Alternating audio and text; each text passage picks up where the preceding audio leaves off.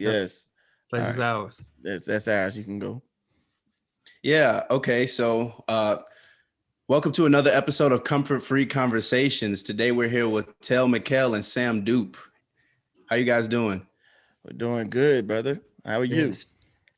I'm doing pretty good. I'm excited. I think today is an interesting and a necessary conversation. Super important for men and fathers everywhere. So I'm excited to see what we talk about, guys. I'm digging it. Yeah, I'm me ready to too. get into it. Let's get into it. Let's do it. So today's title is "Are Men Still Necessary?" Right? Uh, Ironically, this was prompted. I was in a chat room, and it was a bunch of feminist women, kind of like expressing their frustrations in a comical way. It wasn't supposed to be taken entirely serious, but Mhm. I think it's a real question that I believe that society is beginning to ask: Are men still necessary? We have a lot of attacks on concepts that we've relied on for a while, such as gender and stuff like that, to where the idea of the father is being changed from the traditional roles that it has been considered as. Um, and I obviously think that there's a reason that it's being changed or being attacked. And I think there was a lot of harm done in how we viewed a man to be, but I don't think that it's necessary to wipe out the idea or identity of a man or a father as a whole. So I thought it was an important conversation to have. What do you guys think? I mean, that's kind of wild. I mean, even if you take out the fact that you have to have a man to actually make the baby, I mean, just Yeah, take that out. Take that piece just kind out. of like remove that part. Not I important mean, whatsoever. right. But the concept that we don't add any other value other than the chromosomes, right? Yeah. And I think that that's kind of wild, considering, especially what data shows, the importance of a father is in a child's life in terms of the multipliers when the father's not involved. Mm-hmm. And I just don't know how society would look in the absence of men. You know Right. what I mean? Like, Yeah. what does that even look like? Right. Um, I mean so that I, the, it, the it's the reason I interesting. think the reason you're saying that is because it's unnatural. Yeah, it's just it It, doesn't it, sound it natural. it's unnatural. The male or the male figure is a part of natural life, and that's not just it's not just human, it's animal as well. Mm. Right. And it's very rare that you don't find a male version of an animal in nature. And so I think that that's the piece of it that I would kind of like. I don't understand. And to be honest with you, I know like you're probably in these groups with, I mean, you're listening or watching feminists Mm-hmm. kind of joke around and play around with it. And the what happens in those spaces is jokes happen. But when people talk about jokes, there's two sides to a joke, right? Oh, I You used to say may there's truth in every joke. Yeah, there's a little truth in there. Like, you may be playing around, but there's some truth Right. in there. And I would say, I mean, this is a part of like just talking to people who will talk about feminists, right? Because feminism is about more so about equality. It's Right. not about diminishing the man to Mm-hmm. Right. bring the woman up. It's actually about bringing the woman to the level at which society has placed a Mm-hmm. man. And so I think that when you're talking about these jokes or these interactions that you're having with feminists, I challenge feminists who diminish men and say that you may not be as feminist as you think. You're Mm. actually anti-men, Right. and Yeah. feminists That's actually good. pro-women. And so when you're putting yourself in a position where you're diminishing men, I'm not saying that you want to bring yourself up, but when you're actually saying, okay, men are not needed, or the idea of the masculine or the male is not needed, then at that point you're not even looking for somebody to be equal to, you're looking for somebody to be superior to. And so that's something to be thought about, something to talk about when you're talking about men and the need for men in society. What is that, like gender eugenics or something? Yeah, I Like mean, or it's something. It's like it's like an experiment or something. It's like, all right, you know what? We're gonna try this shit out. When you brought this topic to me though, I started like thinking about it a whole Mhm. lot though, because we when you're talking about men in society and whether or not we're useful. And I Mhm. started asking myself, what are we useful for? Mhm. What purposes do we serve? I think that so of course things have changed, what you would consider when you think about what a man is, the things that used to pop into your head are probably not the same things that pop into your head now. And Mhm. so, and I think that as the change is happening, instead of people embracing a new style, not necessarily a new role, just a new style, new way of doing things. Back in the day, manufacturing jobs were a big deal, right? Mhm. Men worked with their hands, they were mechanics, they did all Yeah, these. but see, the problem is World War II proved that you didn't need a man to work in the And, factory. and that's a bet, man. And that that's a was the bet. problem. You get what I'm saying? And to be honest with you, that's not even a problem for me. Like Yeah, I right. I am perfectly okay with the fact that it proved that women could work at the same level as men Right. doing certain things.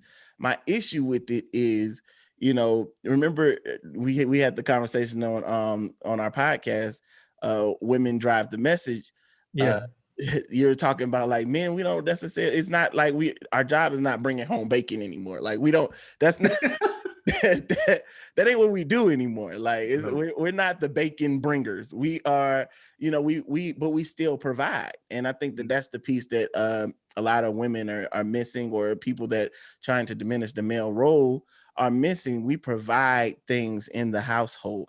And you're gonna have women that are listening, like, what do y'all provide? Well, I would go as far as saying, having a stable man provides a real partner for you to do things with, provides a sense of stability in your household, provides somebody that can potentially look at things a little less emotionally or outwardly emotional, and can sometimes think of things from a more objective standpoint. Not to say that women cannot do that, but there are, we have hormonal differences, and that's just science. And sometimes our hormones will balance out the state of the household. We provide, I know in my home, I provide peace. That's my goal. My goal is to keep my emotional household at a certain level. And so, when you start talking about providing, everybody's ready, everybody want to talk about the money, but there's a lot more that comes along with that. And I forgot about, I didn't even come into the protection piece of it, but I'll let somebody else talk. That was another piece, that I feel like, you have women that kind of like, well, we don't need no protectors. I'm strapped. I can do this. I can do that. But, we protect other things as well, outside of physical. Everybody thinks about men as a physical force, but Mhm. I protect my wife from her own emotions. I protect my wife from when she feels like she's Hmm. inadequate. You know what I'm saying? I protect my wife from the kids sometimes. You know what I'm saying? Those type of things, because kids don't give a damn what you think you are. They'll tell you about yourself when you're not meeting their standards. And Mhm. so I can protect from other things outside of physical harm, but I can also put them paws on you too. So that's another piece of it. So that's just kind of that's what I'm thinking when I'm The trying to think problems. about the I think that we have to start allowing the traditional definition of what men are to evolve over time, because everything changes.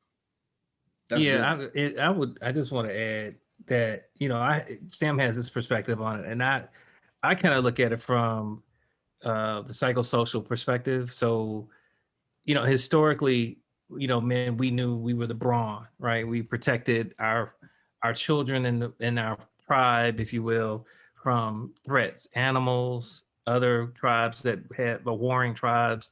It's like we provided a certain level of strength that helped to stabilize our societies. And I would argue that that actually still exists, Mhm. in the sense that, for example, a child is born.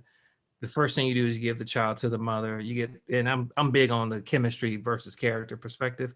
So oxytocin gets released. The child falls in love with the mom. The mom falls in love with the child. All of that stuff works, and it's the mother is nurturing the child. Mhm. She is, for lack of a better phrase, humanizing the child. Okay, any creature that bears children, there's a period, like, for example, just quick, fast, metaphorically, if you will, say a female dog has puppies, you're not supposed to take those puppies until at least 6 weeks or more from the mother. Because if you don't, the puppy doesn't learn the pack style. They become overly aggressive and anxious as adult dogs. Well, it's the same principle. The same chemicals that dogs release, oxytocin, is the same for in us. Like if we take a child away from the mother, they end up becoming sociopathic. So we follow the same path. So the mother is necessary for nurturing. The father is more of a way for a child to burn off their anxiety, interact with the father, play with the father. The father can be the big play kid for them, but we also give them a sense of security, because if something happens, they call daddy. Daddy, there's a bug. Daddy, there's a rat. Daddy, that whatever. Daddy, there's an animal That's outside. natural, man. Yeah, it's natural. It's natural. Yeah, they're gonna And call. so the absence of a man creates an overly anxious human being, adult.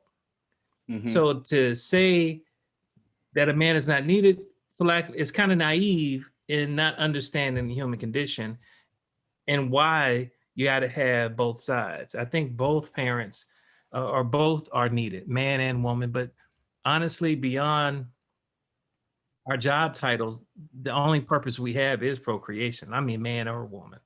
Like if you break it down to the very last compound, what is the purpose of having a man and a woman? To procreate. Mhm. You can't remove one and expect to be successful. You're not asexual yet. So you have not gotten to that right. point. Why have are not you reached that level. aspiring to be asexual? That's not how you set up. So instead of learning, my issue with anti-men is that instead of them learning better social skills or how to even discern who to have as a mate, they Mhm. put the responsibility on the irresponsible man that they chose. Yeah. And I always tell women, like, y'all need, I don't tell women how not to be thoughts or how not to, I'm just saying, like, that It's real. I it's understand. I real. mean, I don't tell them how to not be. So don't tell me or another man how to be a man. Let me tell him that. And I don't have a problem doing that. I mean, Sam and I talk all the time. Like, I don't have ever a problem yeah. I mean, putting stuff out there. I mean, men can call out men. Men can say, "Hey, look, you're not really living to the standard of what a man is." And and when I hear women say that they don't see men do this, they don't see men do that, Yeah. I make it clear to women that I talk to, like, look, a lot of times that's men's business. Mhm. I'm not going to chastise a man in front of a gang of women because you want to see me do this. Right. You know Yeah, what I'm saying? I got witnesses. I got Yeah, it's evidence like now. I'm not going to redirect my brother just because it's like, oh, well, you saw him do this. Like, you don't know what conversation we had in the car. Right. You don't know what we talked about when we got together, the week after or whatever the case may be. And so, I am a big proponent in men staying in men's business and women staying in women's business. I'm big on that. Staying in Like, women's business. I am not going to tell a woman how to be a woman. I'm not going to attack your femininity.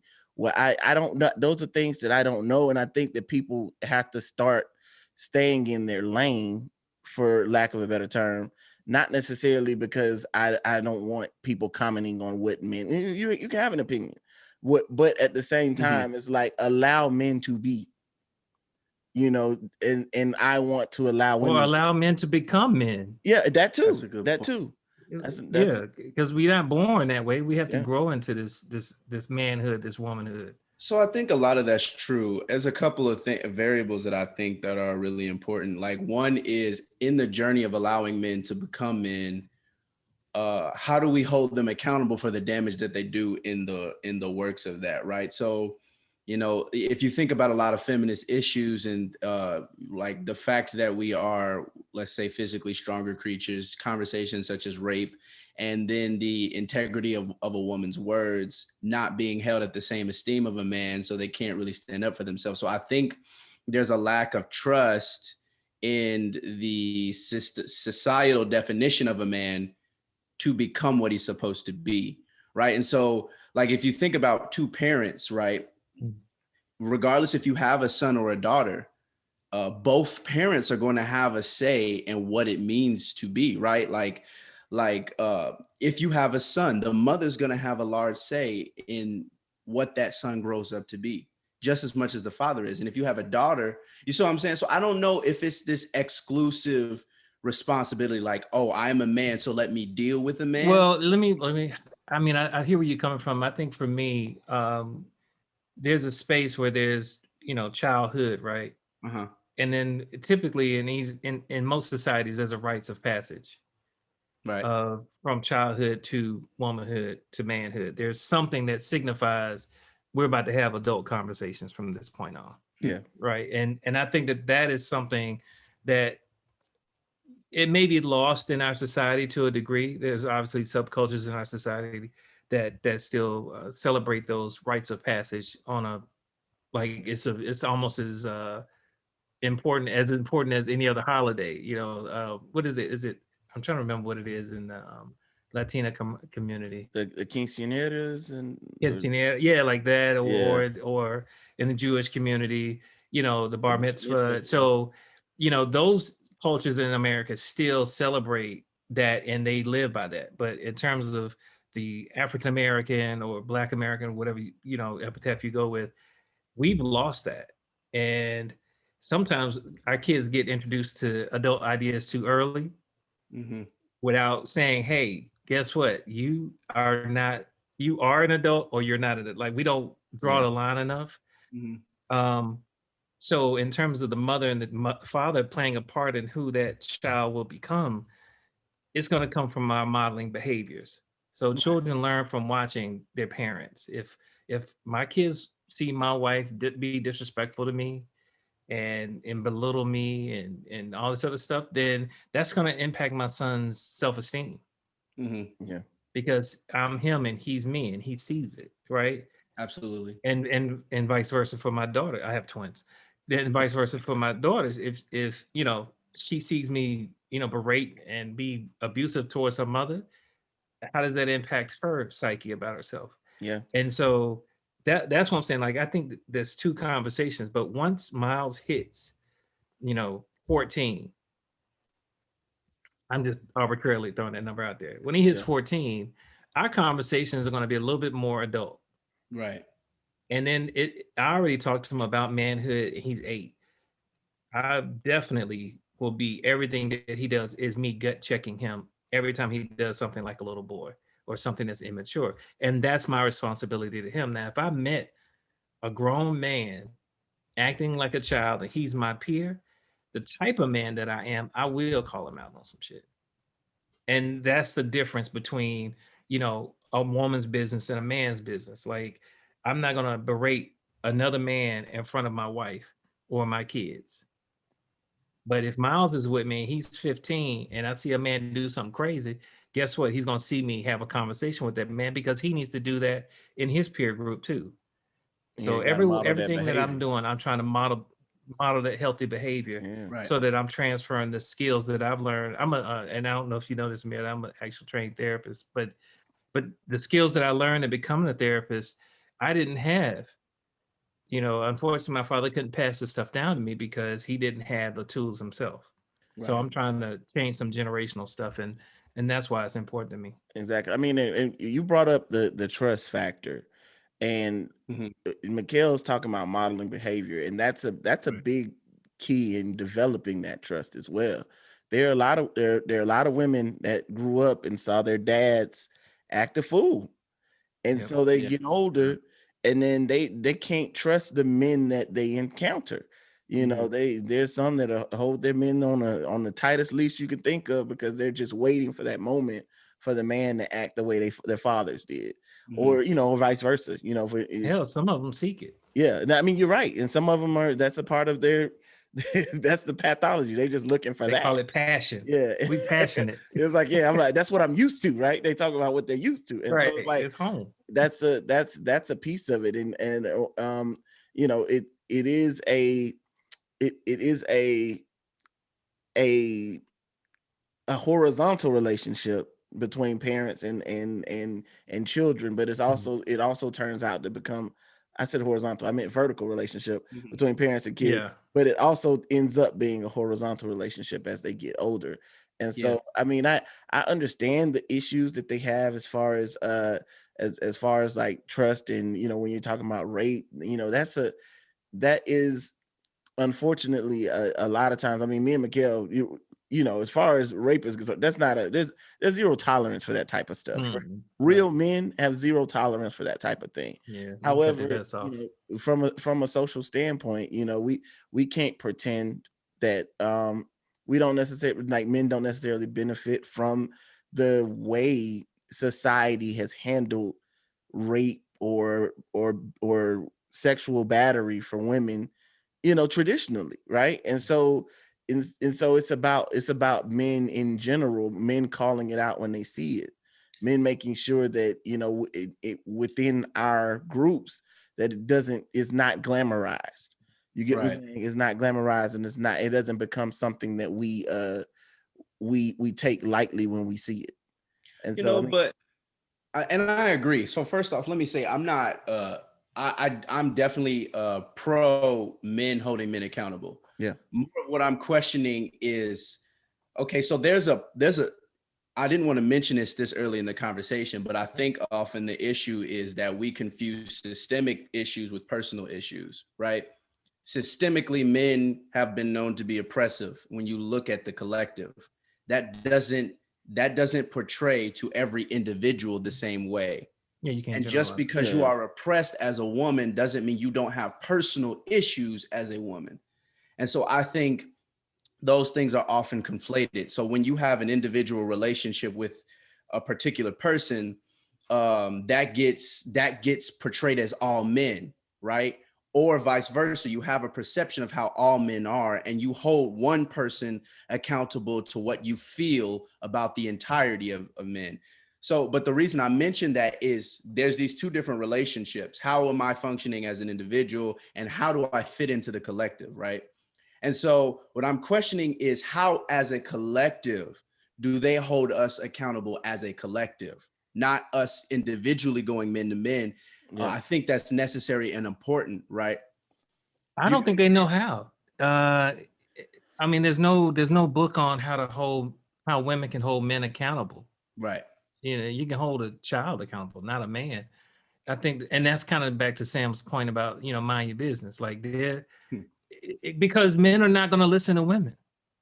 They're not going to listen, like just like women are not going to listen to men. Like it's you respect. One of the things, let me back up and say this. One of the things that I really appreciate about community women as a community is that they are a community. Like they have support groups for everything woman, Everything. everything It woman. don't matter if you like if you like plaid clothing. There's a There's a group for support it. group for it. That's something that they do to help culture and develop and grow their women. And to me, honestly, because we don't have that, I feel like that's one reason why they're ahead of the curve on a lot of things, whether it be, education, or whether it be career or starting businesses. The data shows that they are definitely the growth group in our sector of America, right? And I think that that's one reason why is because they're able to, shore up their shortcomings because they have support groups to help model this behavior. If they turn around to us and tell us how to be men, isn't that emasculating? so this is what Is I'm that what saying. you, it's so I want to make sure I'm understanding your question. No, Like, are you saying that women should hold us accountable? no, I I think I think absolutely what he's I think what he's saying is from like, if we're using sexual assault as he's saying, how can women collectively hold men collectively accountable? And and unfortunately, the way I look at it, and I hate to say it this way, because we can't pretend that there's not a power structure, right? right, We live in a society. Right. That's why I It's a can't. power structure. It's created in a way, and it was created by men. And so even when women are going forth and having to prove whether a man assaulted her or raped her, whatever the case may be, it is like you need, you need evidence. You need somebody placing them there. There's a lot that goes into it.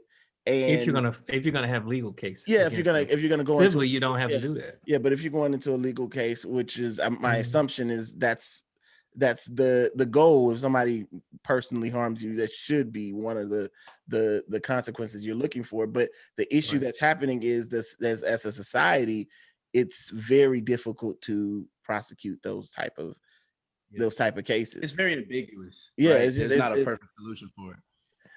Well, I mean, we're a Yeah. victim of society. yeah. So How can you, I don't know any other way outside of the systems that are in place for women to I hold men mean, accountable. and I'm what thinking they're about that. I'm doing, trying I'm to think okay about with. it. Like, I don't have an issue with the Me Too movement. I think that's good. I think it because there's a lot of people that are saying, we had we had no idea these things were going on. I had no idea women were getting harassed in this Yeah, manner. but when I hear that, I think about people when they say they didn't know racism still No, existed. I I'm agree. like, I well, what? agree. wait. I agree with you. But what I'm saying is, it's creating a broader platform to Right. to get to the point where now it's unignorable. Whether or not you're lying, because I think a lot of people are lying Yeah, about they that. lying. A lot of people lying Yeah. about this shit. Because I know, like, you see men in the workplace. You know how they act. You've interacted with dudes. Listen, bro. Since I've seen people speak on the Me Too movement like they're a partner in it, and then 6-7 months later, shit came out that they were doing they were stuff. doing, yeah. Like so. That's what I mean. Like it's, you know, Okay, but I will say that there's probably a large amount of people who lie, right? But there's also, it just has created a much larger space for it to be recognized that this is much more normal than we think. Like, what I'm saying is, we defend ourselves. And so I'm affirmative for men. I think men is a good thing in the proper context. However, I cannot deny the fact that when we defend ourselves, we overlook a lot of things. That's why there's so much information being put into what is rape, because the culture behind we interact with one another is almost based on the presuppositions of race. Like we think it's cute when you say no, so we take that as an affirmative to push harder to get you to say yeah. And so part of that is flirting. I understand that, but part of it is also extremely dangerous. All yeah, right, it's look, dangerous. yeah, I'm gonna give you a personal experience with that. I was raised no means no, Right. yeah. and I'm not saying that my experience is something that can be generalized. However, I've heard a similar sentiment from women. Mhm. I was involved with this young lady. Things were getting hot and heavy. She was like, no, I don't think we should do it. And I stopped. Mhm. And I mean, I was like, stop. Yeah. And she was like, what's wrong? Full stop, period. Yeah, full stop. And she was like, what's wrong? I was like, you said no. She was like, and she said a couple other words, but she was like, Yeah. I'm kidding. That I was just trying to spice it up. I wanted you to be more, and I was like, no means no. I'm like, All right. Let me say this, and this is not. I am not of that opinion. However, I'm of that opinion. I'm okay with no means no. right. But I watched this show, and I hate. I mean, and I watched this show, and I think it's called the Affair. And there's like Mhm. it's a lady that was on there. She was like a scholar, and she studies sex, I believe, Mhm. and sexual interactions. Mhm. And she talked about how sex, or just interactions between men and women, are not verbal. That's true. And she was just saying that, she would, this is hers, it's not me, by the way, and I'm just putting it out there just to So give you just guys before you something get to think hate about. mail. But yeah, because don't send me hate mail, but this is something I listened to and I thought was interesting, and I just want to put out there. But she was just like, consent is not words. You can feel consent. Like she's like, hold on, just listen, just hear me out. I'm She's here. like, I'm listening. most kisses don't start with "may I kiss you." There's a feeling, you guys are vibing, whatever the case may be, and then eventually somebody makes the move, right? Somebody leans in. Yeah. Whether it be the woman or the man, somebody makes the move. If the woman makes the move, she usually doesn't ask the man, "May I kiss you?" Right. It's a physical understanding. And I think that's something that she was putting out into the atmosphere. Now, I do understand that consent is a spectrum, right? No, yes, it may be yes here, but no, like when you get to the middle.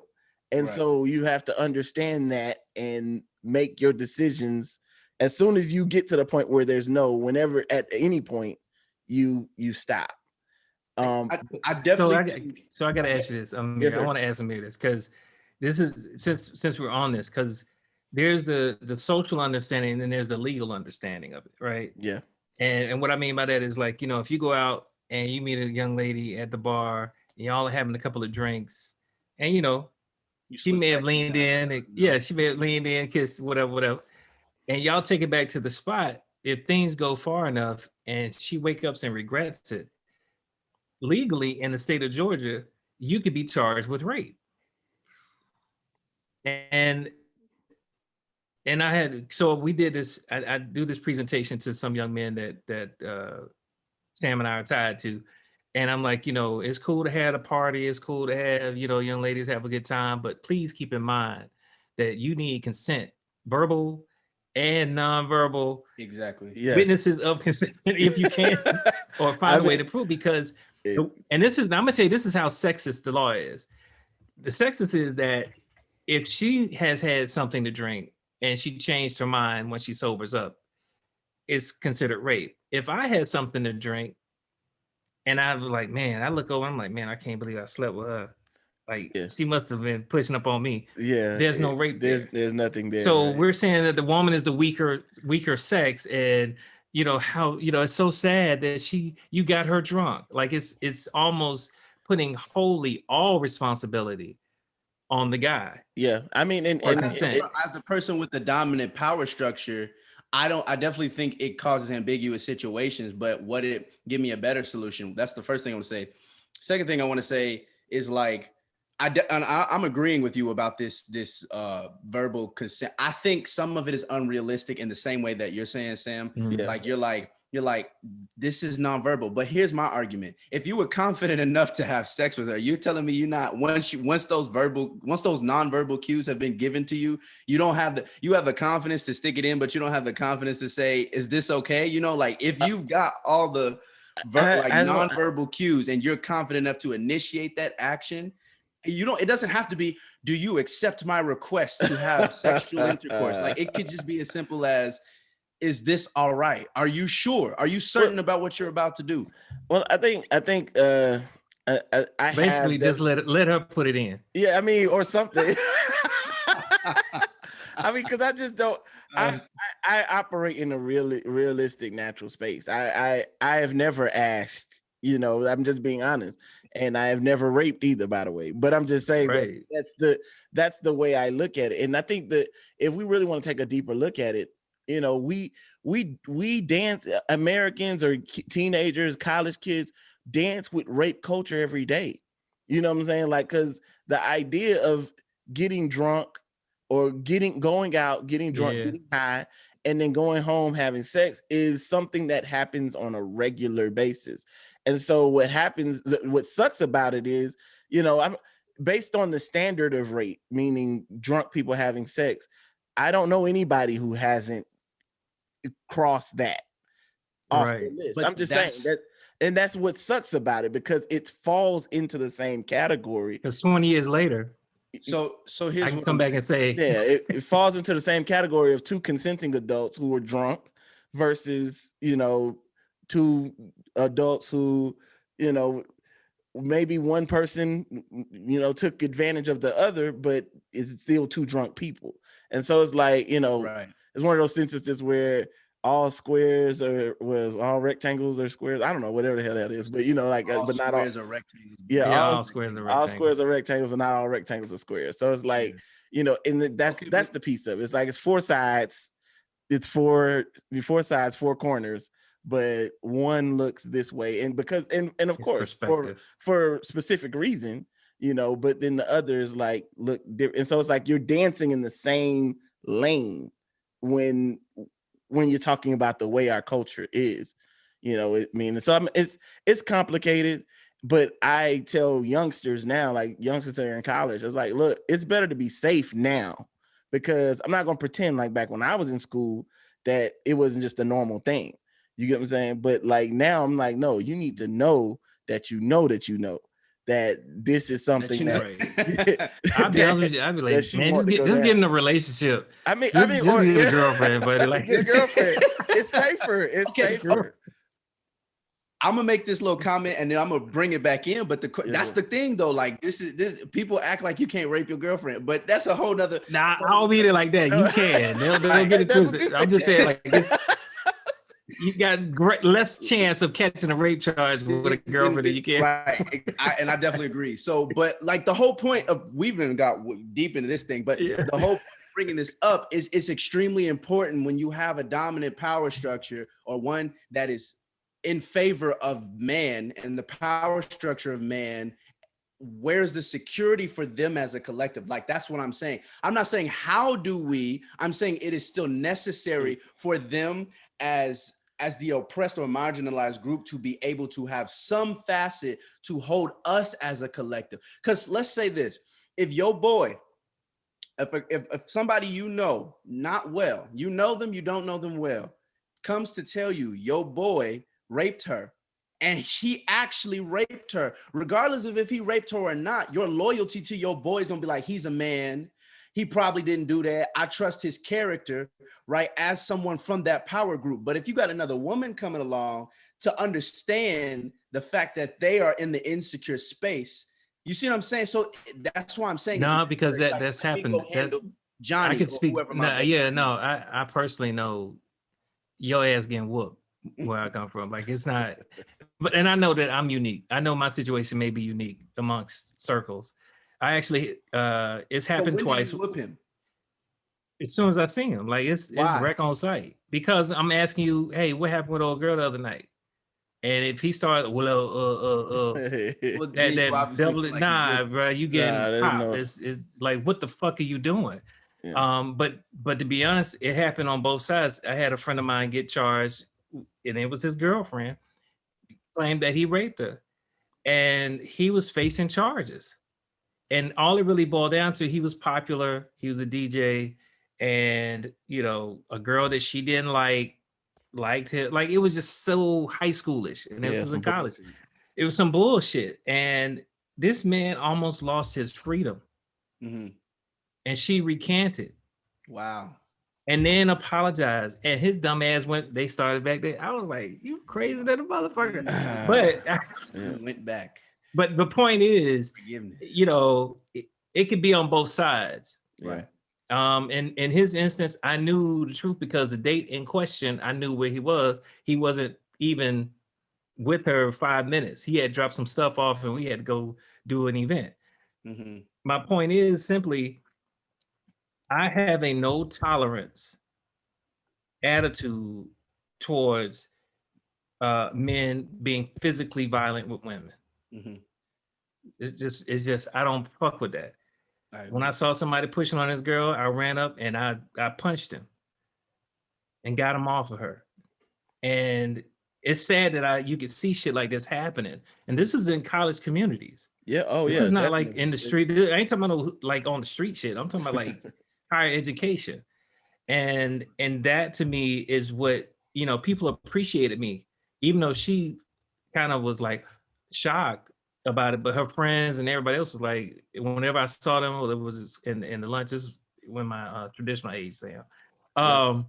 It was evident that society accepted my reaction. And that's just how I've been. Once I got rewarded for behaving like that, and I was young, I was like 19. When I got rewarded for behaving like that, no, I'm sorry, I was 17. Okay. I went to college early, and I was rewarded. Mm-hmm. So that stuck with me. Yeah. And I think that's what has to happen. Like, I think we have to reward the proper responses. If you start feeding that instead of feeding a rape culture, start feeding a culture of protection, then we'll start seeing more of it, because people are people. They know when shit's wrong. That's true. I mean, I think that's the piece of it. It's like men have to step up when they see these things. We have to stand in the gap for when we see these things. We can't just allow things to happen and they go unchecked. And I think that's the piece of it. I don't feel like women can check it, because it's almost like, and I hate bringing race into it, but it's almost like, this is perfect example. When they're talking about, like, how can we dismantle white supremacy? It's like, ask white people.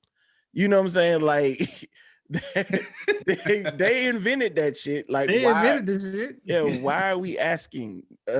Why are we asking that? And so I think that's the same thing with women. I want women to say, you know, men, you dismantle this.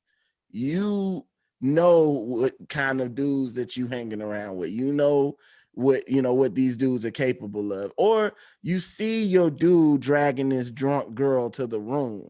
You make sure you know that she's okay. You know what I'm saying? You make you like it, that's the way I start to think about it. It's like, because that's how I think. That's how I think, and we need to make that thought culture prominent. Right. And so this goes back to the question, right? Like going back to the subject, are men necessary? I think that's like exactly to it. I think the reason that we're having a lot of issues, I think we're seeing real men kind of drop off, right? So I think we're in a wonderful place, a very dangerous place, but it's a wonderful place because we're in a place where we're redefining a lot of definitions about a lot of things. So we're going back to that definition of man that was defined a long time ago and saying, what were the problems with that? Where can we more accurately understand what this was?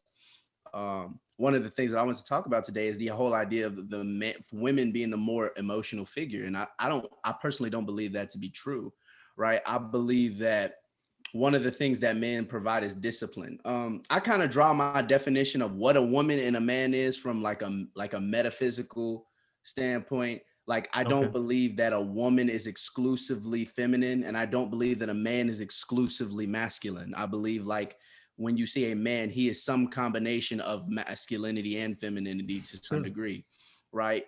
And so I think there's this thing when you have we're in the 21st century, like where the roles of women are slowly becoming acclimated to the same place as men. You know, you still got stuff like the pink tax, but the opportunity for women to be millionaires is much larger than it would have been hundreds of years ago and stuff like that. You have to start redefining what a man is, because it was easy enough to say, well, I'm the breadwinner, right? Like, I make the money, I come home, I supply the check, you handle the money. Now that can't be the sole propriety of our identity. You have to go deeper. Like, what does it mean to be a provider, like you mentioned earlier, beyond just money? Right. And so what I think in terms of this whole emotional conversation that I'm having, I think we are meant to be as emotional creatures as women. The problem is when you allow your emotions to dictate your actions, you allow your emotions to dictate your thoughts, right? If you mitigate your thoughts and the things that you think, you cannot change the way that you feel, but you can change the way that you think, right? And over a period of time, the thoughts patterns that you're developing are going to cause you to have different emotional reactions than you're having. But that can go the other way. It can go the way where you have your emotions are beginning to dictate the cycles of thought that you have. And now the thoughts are telling you what to feel, but that is a feedback loop stemming from the emotions. And so I feel like one of the things that men supply are boundaries, right? I'm not going to allow my emotions to dictate the circle. They're prevalent and necessary, but I need to have this ability to step out of that and to not dismiss the emotions, right? But to step out of a place where I can understand them, right? Like, I can understand the importance of them and how they're necessary. I believe this is one, like, to me, this is a central figure in the masculine identity, this whole idea of discipline, and not to say that women are not disciplined, right? Yeah, it doesn't have to be the absence of. Right. I think I agree with you, and I think that's the point that I was trying to make. Like, I feel like women are more outwardly emotional, meaning they have an emotion, they act on an emotion, like almost immediately. It's like a click. Like, I'm mad at you, like, nigga, fuck you. You know what I'm saying?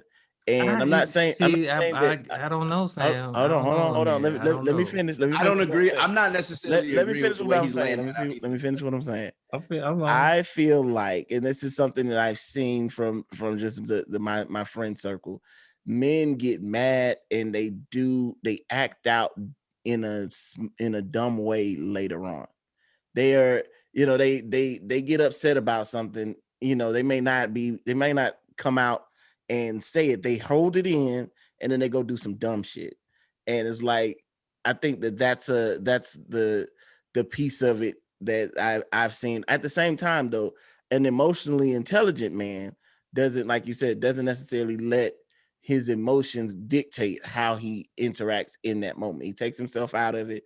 He looks at the emotions and say, okay, is this valid? Should I move on this, or should I react a different way, or respond a different way, and in order to keep, the emotional stability at my house at a certain level. Right. I get what you're saying. I'm just saying I feel like women are more outwardly emotional and men are more like, I think that it's like it goes through a longer factory, and then the man ends up like doing something based on emotion later on. I think I don't really think it's gender Mhm. based. I think like it's emotional intelligence, like you said, Oh, okay. Well, whether it's man or woman. Like an emotionally immature woman will do just about as much damage as an emotionally immature man. Absolutely. that's a fact. And everybody has the same emotions in their database. And one thing that I feel like if we have men in a power structure, the way that we set this conversation up, is that we've allowed men to dictate that women are more emotional, Mm-hmm. and that's how we kind of leverage that they're weaker, they can't handle it. Mm-hmm. When in actuality, I, structurally, if you want to look at the physical capacity of the brain, women have more lanes in their highway than we do. Right. So they're actually more capable of handling all the emotions. That delay in our reaction may be us processing it versus do we really feel it. I Got you. think we have to be careful and note that emotional intelligence or emotional maturity is not gender based. If you put an emotionally mature woman with an emotionally immature man, that's going to be a short relationship. You put an Right. emotionally mature man with an emotionally immature woman, that's probably going to be a short-lived relationship. Right. And I just think that's something that we have to be mindful of, that at the end of the day, the shortcoming in our society is not whether men are necessary or women are not necessary. The question is, are emotionally immature adults necessary? And I'll be here to argue that they're not. They serve no purpose other Bars. than to be in this space that we see on the news every day, and that's kind of where I'm at with it. Like I I completely just I completely agree with you, Tel Mikkel. I don't disagree with anything that you said, but I think for me, you're looking at it from a psychological standpoint and a I can't help it. Yeah. sociological standpoint. And I agree with you. I definitely don't think that emotional intelligence should not be marked as a feminine trait. Yeah, Like yeah, that, right. it should be equally. That's not what I'm arguing, right? So let me just get into it. Like I told you, my definition is a little bit more metaphysical. It's a little bit more in the realm of philosophy. I believe one of the roles of men is to provide, as was mentioned earlier. I think one of the things that we are also meant to do is to bring purpose, right? And not to, like, I believe that one of the key roles of, like, when I say what are we meant to do, this is not an exclusivity, but this is what was like we were individualized to do. I believe women were individualized to multiply purpose, right? They're an incubator. They're an incubator of things. Like there's a famous he's dead now, but he was a pastor. And he has this example of, like, when you look at a woman, right, you give her sperm, she turns it into a child, right? You give her, I've you heard give, that. Give Yeah. her. Yeah. right, you give her your emotion, like you give her negativity, she's gonna multiply the negativity and give it back to you 100-fold, right? You give her a house, she turns it into a home. You give her yourself, she makes you more of a man, right? And see, this is why I mentioned that conversation earlier, like, let men handle men, but you got to realize some of your ability to be a better man is wrapped up in women, right? There's a codependency there, and I don't mean that in a The negative sense. Yeah, that's right, in a negative sense, right? But there's a balance there. So that's kind of like one of the things that I think is necessary. And so I think we've seen a decline in things and ideas of things like purpose and discipline, because the man, one of the things that he provides very well is boundary, right? He provides the boundaries of what parameters do your emotions, where are they allowed to reign, and where is your will allowed to reign, and where is the difference, where is the boundary between those two, right? Not to let your will, like not to let your emotions overstep their boundary. So now we have a lot of people, and one of the, and I'm not, and let me slow down. Take your When you time, look man. at, Because I'm trying to understand where you're coming from. Yeah. I mean, When you say boundary, so let me just add this, and maybe this could help. I hope it helps okay, me fully grasp it. When you say the term that we set an emotional boundary, I'm a visual person.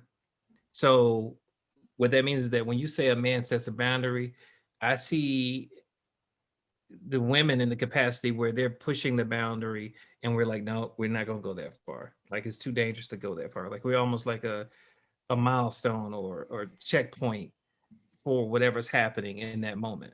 Is that what I'm? here's an example. Here's an Okay. example. I used to get whooped. I was bad. I was a bad kid. I got in trouble often. Some of the times when I got in trouble, my mom would step in for me out of compassion, right? She would come in, she'd be like, come on, don't whoop him. She would, and part of it is because the person who used to discipline me sometimes was abusive. So it's understandable.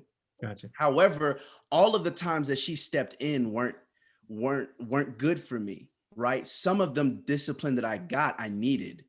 And so it wasn't that the man was less emotional, right? He was saying, this is not the space for you, for your compassion in this instance, right? What is necessary is discipline, right? What is necessary is this. And so it's not to say that your emotions are not important. It's to say that they can't dictate this space, right? And I think men or women are capable of this, but I believe that this is often in the role of the person who instills this is often the father. Oh, but see, that's the key phrase. Is he a dad or is he just the father of the child? Right. So, we're talking about impact of a man in a child's life. Like when I say a man has to be in a child's life, I don't necessarily mean the biological father. I mean just a structure. And I gave the example that whenever there's something that the child sees as a threat, they seek out that man. Mm-hmm. We bring about, as Sam said, a sense of peace in the house. Like, the mom could be in one of her moods and she takes privilege over the children because those are her children. So she's like, sit your ass down somewhere and da da da da da and bark and go take out the garbage and go clean up your room and just take all types of privilege on the child. The child will seek out the man in the house. Some will try to manipulate, but they not to necessarily manipulate, but find shelter. Mm-hmm. Yeah. So, like I was saying, when you say boundary, that's what I see. When my kids come to my man space, I was gonna say, when my kids come to my man space, they come together and they bring in all they tablets, they toys, they come sit on my couch, and I could be doing whatever, and I'm like, what the hell are they doing down here?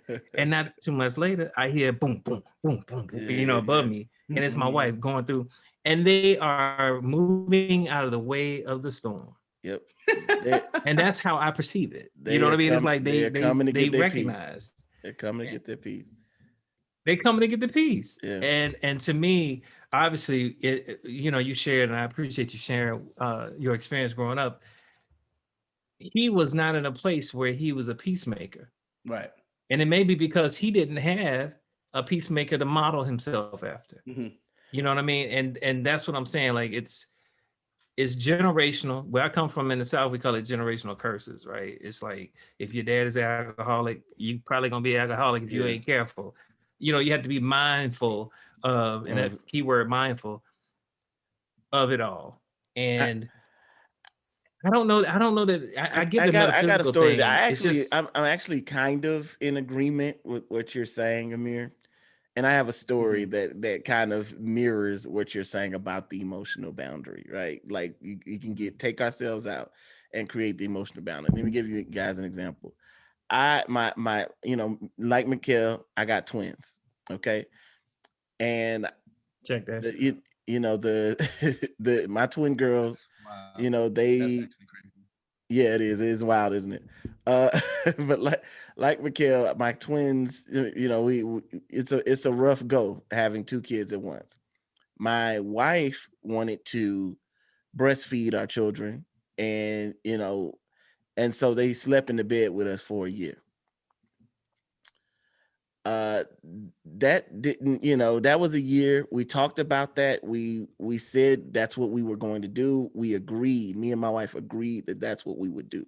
Okay, so a year goes by and they're still in the bed. They're still in the bed. My wife is, and so I bring it up casually, and she's ignoring it, kind of. That's basically what it is. She's ignoring my request. Um, and then so one day I said, look, we were in the car. I had her trapped so she couldn't go anywhere from the conversation. And I say, look, the kids, it was like 18 months. I said, the kids have to sleep in their beds. We were at this point, we were zombies. Mikhail, Amir, me and my wife were butting heads like crazy. Like I hadn't had a real night's sleep in 18 months. And I'm talking about real, because I could not sleep. Every 2 hours or so, somebody's waking up and they're feeding and they're crying and all this. And I was just like, nah, this I can't continue to live like this. My wife, she goes, and I told her, I said, well, they're going to sleep in their cribs tonight. My wife goes, and because of her hormones, she gets pissed. She doesn't, I'm talking about, my wife doesn't even get mad like that, but I'm talking about like irate in the car, Rage. yelling at me. She is pissed, right? So we get home, I got the kids, and I'm like, okay, look, can let's kind of put a nighttime routine together and like just start this. My wife said, nah, you put them to bed yourself. Now, now understand me, and Mikhail, you know my pain. You're talking about twins that have never slept in their cribs alone ever. The first night is always the hardest night. And she made me put them to bed on my own. And the issue that had, and I did it, it took me 3 hours, but I put them to bed. But I understood that her emotions were actually becoming a detriment to our family at that point. It Right. wasn't bad emotions. She's trying to care for the kids, nurture for our children. That's something you want from your wife and the mother of your children. However, I had to create a boundary for that emotion and say, look, this emotion has gone too far. The kids are fine. They will thrive outside of our beds. They will sleep and they will wake up and they will be safe. And that is, I think that's a piece of what you're saying, Amir, is like That is. sometimes Yeah. men have to come in and say, because we are built a little different, because Enough is she was a enough. wreck. My wife was a wreck. Like talking about emotional wrecks, crying, not in a good space. And so I had to protect her from herself in that instance. That's good. Yeah, that's kind of exactly the direction that I was going in, right? Okay. Like you're almost you're literally genetically built to respond differently. Like you're not going to respond identically to her as the person who produced a child out of her own womb. Like you're not. Um, and that's not in the only situation. Like think about any idea such as war. You're not allowed to be emotional in a place like you probably are extremely emotional in a place such as war. Who has traditionally fought wars? Men, right? And so there's a necessary ability to be able, like I think women have um an excellent ability to nurture. And I think that men are also nurturers. And that's another point that I wanted to eventually touch on. But you don't always have time to lick your wounds. Sometimes it's a necessary skill to ignore the wound till you're in a safe space to lick the wound, right? Like there was a movie, this man got shot by an arrow and he was in the middle of a blizzard. He couldn't treat the wound in the middle of the blizzard. He would have died. He had to get to a space where it was safe for him to treat it. So my point in that is you may be emotionally crippled, but it's a necessary thing. And I think this is part of what it means as to be the head of your household, right? You have to mitigate between those spaces where like the woman may be like, this needs to be treated, this is infected, or this is something that I cannot ignore in this instance and in this moment. Whereas you're like, we have to, like, right, I get it, I understand it, I sympathize with that, I feel that, but this is what needs to be done, and we need to do this. We'll put that on the back burner to handle this.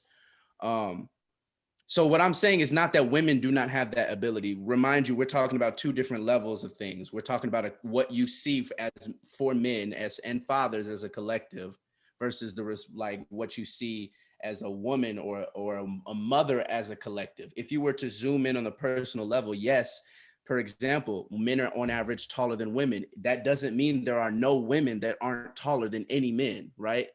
You're talking about a collective, like how are you able to identify them? What will be the things that separate them? And I believe that's one of them.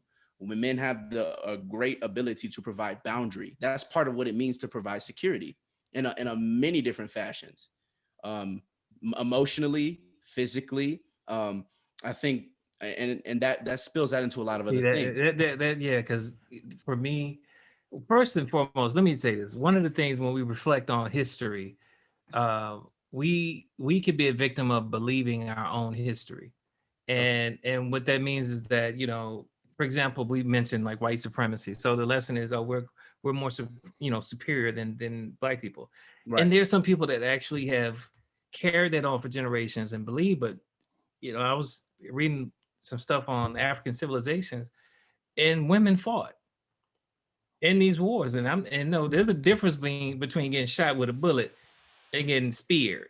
Like, it's just not the same. It's a little more yeah. So but we in a contemporary sense, we believe women shouldn't fight wars or couldn't fight wars, and that's something that's been kind of driven home to serve the male superiority complex. Just like there's white superiority, there's a male superiority. We've grown up in and procreated in a Euro perspective society. Okay. Where yeah, and it's not. That's why I have to be careful about the comparisons, because there's a book I read, it's called Sperm Wars. And this whole conversation is all over sperm wars, by the way. Oh, really? Okay. That from the rape, like the book teaches rape was necessary. Oof. Oh, whoa. In the era of nomadic man. Like that's the only way we could procreate, because you know, you couldn't have sex inside without creating, you know, abnormalities, and the child would die, because it was, you know, strong would survive. So the man would just, you know, he'd see the woman in the field picking stuff, and he'd run up and it wasn't just the psychological effect of rape that caused it. The woman has to receive the sperm, because the woman's vagina is very toxic to sperm naturally. So it literally, the strongest sperm will survive. That's where it comes from. And at the end of the day, the Sperm Wars talks about how society has shaped how we find mates now versus the environment. So the environment back then was harsh. It took harshness to actually procreate. Now we've kind of softened society up, and now you're just looking at, okay, so who can provide? So when we say protection, it's really based on the social construct that's been set up. For me personally, I think the role of a man, and I said this on one of our podcasts, Sam, the role of a man is to protect children. That's it. I like that. That's interesting. That's it. We're not here we protect women as a way to protect children, but women are not our primary subject of protection. Okay. Primary subject of protection is children, and it plays out in our art. So when you watch movies, what do the parents do? It's not, oh, let me say my wife, it's, oh, give me my kids. You know what I mean? Like it plays out artistically, but it's not comfortable to say as a man in this society, I'm not here to protect women. When in actuality, when you look at history of man, that's really... that makes sense. That makes sense historically too. When you think about, we were just talking about Nordic culture, like it was very often that they wanted their children. Their children were the legacy that they were passed on. They care way more about the children than the women. Yeah, that's interesting. Right. That's So very that's what I'm saying. I feel when the feminist makes the argument that women are equal, me as a man and a person that studies the human condition historically to now, and I'm not a paleontologist, obviously, but just understanding human behavior, I agree with them. They can pull a trigger just like me. Yeah, yeah. And they have emotions just like me. What sets us apart is our ability to create assets to society and not liabilities in our children. And I think that to me is what makes our genders unique. The ability, like the whole concept of bringing a child's mouth to your breast Mhm. and feeding that child, and that child taking in nourishment and looking into the eyes of its mother creates a chemical connection. Right. Right? Me standing by, she can't defend herself while she's feeding the child, Mhm. right? So I'm standing by, like, yo, what the fuck was that? I'm about to go see about this shit. Yeah. And I needed to be bigger. I needed to, and you fast forward all of that. It's still the same. We are everything about being a woman is in the child. Everything about being a man is in the child. That is our legacy. And we are That engineered to protect it. but I don't like that's like so biological to me. I definitely think it's important. And You can't, how can you escape biology? you can't. That's not the argument. I'm not excluding biology, but I'm Okay. including other parts of the conversation is more of what I'm looking at. Like, for example, going back to the whole, like, on average, men are taller than women. I totally don't believe that women couldn't fight in wars. That's not what I'm arguing. But if, like, just like I said, that on average men are taller than women, that doesn't mean there aren't any women that aren't taller than some men, right? Like, there will Of course be. not. Yeah. You're Right. gonna have the So fluctuation. Joe Rogan had a podcast on this, and it was talking about, should transgender men be allowed to fight with the sex men, like who were born as the sex men.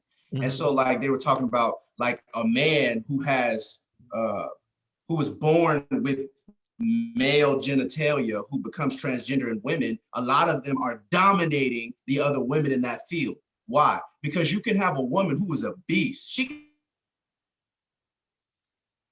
can knock you cold out. She can knock a lot of men out. But if you took another beast, like a man, like you took somebody like as equivalently a beast as a man, the likelihood is that man will still dominate that woman in a fight. So is it actually fair?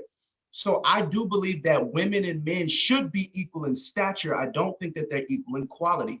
Like, and quality doesn't mean value. That's not what I mean. I mean, quality is attributes. I don't think they're equal in attributes. They're I'm different. careful with that because traditionally Asian men are small. You know, Vietnamese men gave our soldiers hell. I mean, pure hell. So that's what I'm saying. Like, it's not what's in the fight. It's not what's fighting. It's what's in the fight.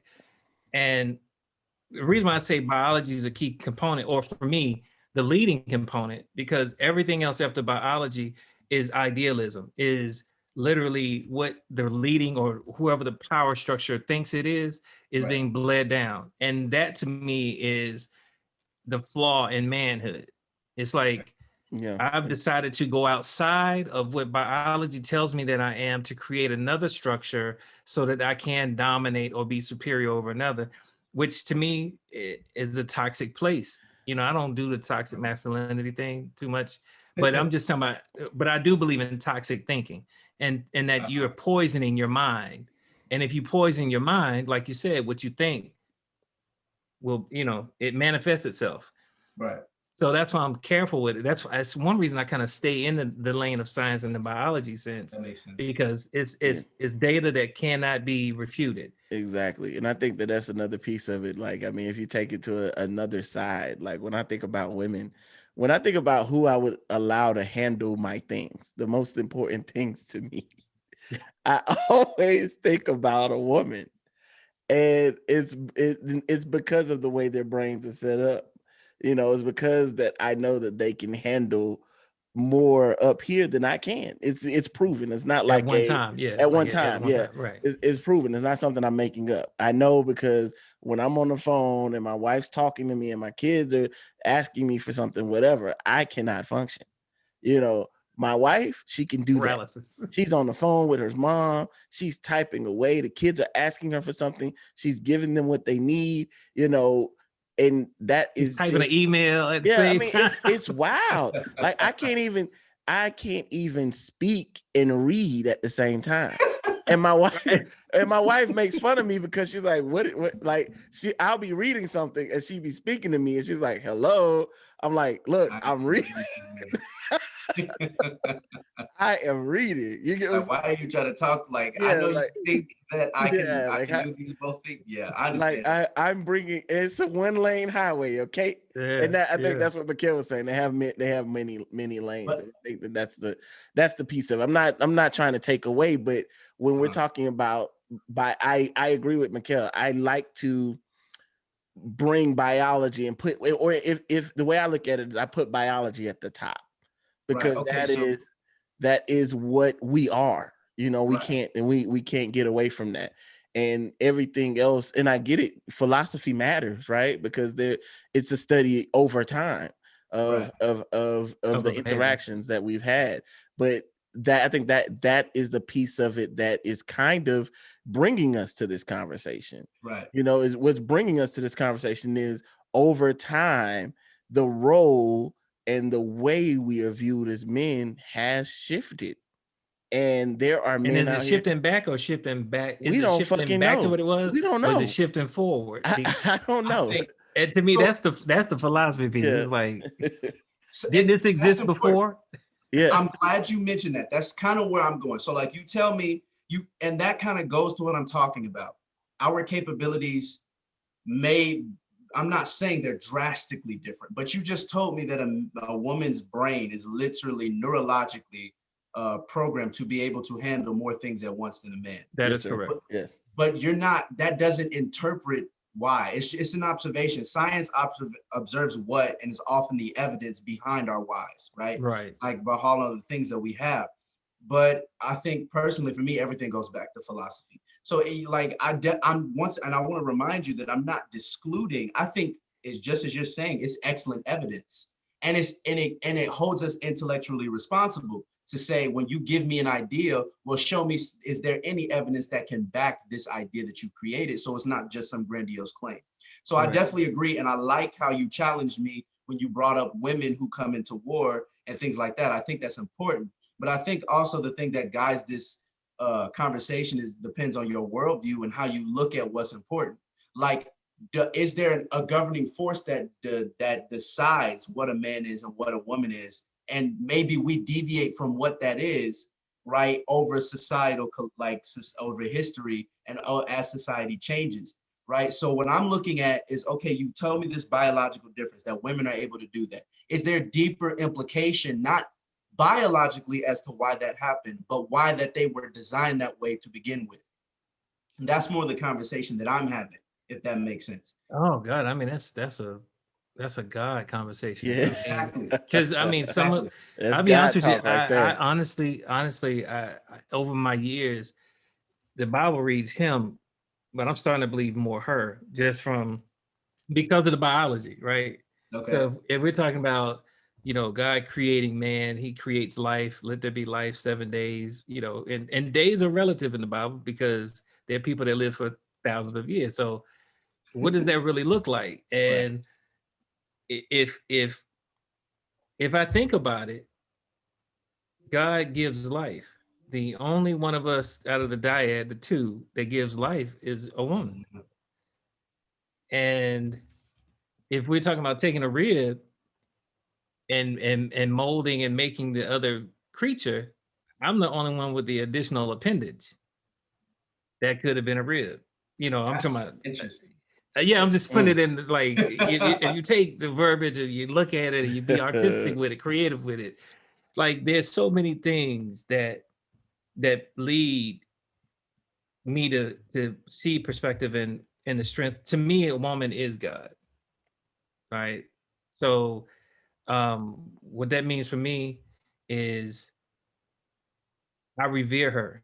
The Bible teaches us that a woman is wisdom. God refers to wisdom as her. Like, when you start seeing the pattern of it all, there's more strength in women. And to me, knowing human condition, some man somewhere that felt below himself decided to tear women down to make him feel better than he is. And that message got out and more men signed on to it. And that's how we got to where we are. I agree. And so, you know, society being what it is now, equalizing everything, I feel like we're actually kind of getting back to where we I guess should women or should be. where we should have always Now been. that's what me I'm hinting personally. at right there. I agree with you. We're of the same mind. You're going in the direction that I was trying to go. I was trying to you should just ask me for this time, man. What you think? I gotta tell you off the rip what it was. So here's the thing though, and you mentioned a couple things that I would have liked to touch on in more depth, but the idea is people make it seem like either man is made in God's image or women is made in God's image. Who's the more dominant figure? I think his nature was divided amongst us, right? Like women look like God exclusively in a way that we do not in certain aspects. Oh man. But the same conversation is true as man. Man is exclusively in a different fashion, and God is not gendered. The reason that gender exists is because his attributes were divided among men and women, right? Equally so. Emotionally too. Exactly. God was vengeful at one point. Man. God was angry at some point. God, y'all niggas preaching right now. Jealous. So you know, it's just a deeper concept. Like I do biology, but I'm there. Yeah. I'm in there. Okay, we clicked. This is fun. Yeah. So, but as you talk about the man and the rib, actually, if you study the text and the etymology behind that, the word rib doesn't literally mean rib. It more actually means like terrace, like the edge of something. So it could be more accurately interpreted in as half. So I like to play around with that paradigm a little bit. If we had more time, I would have talked about like my whole idea behind. Hey man, look, we can do this again. We can do a part 2. Like no, look, but by all means, man, I enjoyed this conversation, man, and we can definitely get back on and start from where we ended. You know what I'm saying? Because I think coming full circle with this conversation, it'd be really, really good to bring it back around. You get what I'm saying? And I think that we've gotten to a point here that it's a good stopping point, but it's a good like bringing it all the way around. The reason to bring it back. Yeah, bring it back. Men are totally necessary, but you know, are we where we were? Are we closer to where we were? Probably. You know, we're coming back around to where things should be, and that's the good piece of it, man. Amir, man, I appreciate the conversation. I appreciate the invite to have the conversation, bro. Thank you for finding us and thinking of us, finding us. Yeah, for thinking of us and wanting to have this conversation with us, man. Man, I've enjoyed this. This was an awesome collab. Like, first off, thank you for allowing me onto a space with you guys, man. It's been fun. I love to see, like, man, this was such a dynamic exchange of ideas coming from so many different places. It just made it a blast. So I'm definitely excited to leave our audience on a cliffhanger for a part 2, man. Like that'd be fun. We'll definitely come back and do this again, man. I love the conversation. Let's tell the people where they can find you, and then I'll tell them where they can find us. Yeah, so you can find me at comfort_free on Instagram, TikTok, and on those social medias. I have links to all of the platforms. But if you look up Comfort Free, which is one word, Comfort Free Conversations, I'm on Spotify, Apple Music, Google Play, a plethora. If you can name it, I'm probably on it. Yeah, but definitely tune into some of the other stuff that I've got. And what about you guys? Man. Hey, look, I've listened to some of Comfort Free stuff. He definitely is making you think outside the box. He's pushing the boundaries, which is good, you know, because these conversations need to be had. It's me. I'm at Call Me Dupe. It's You Good Bruh Podcast on Instagram, Facebook. We're on all streaming platforms, YouTube, and it's YG Bruh Pod on Twitter. And I mean, you just hit me on Tell McKell at Instagram. You can find me, You Good Bruh. You know what it is. Yeah, yes, sir, man. And look, we like to finish like this, and so maybe you could come in with us. I don't know if you've heard one of our episodes, but we go. I'd say my name, I say I'm good, and then we rap like that. So I'm Sam Dupe, and I'm good. And I'm telling Mikhail I'm good. And he's Amir. And I'm Amir, come for free, and I'm good. That's a bet, man. Appreciate you for having this conversation, man. Did y'all hear me? Yes, sir. We heard you. Okay. All right. All right, man. Just like that. Catch you guys next time. All right. Yeah, Thanks, hit me Amir. up and we'll have this convo again, bro.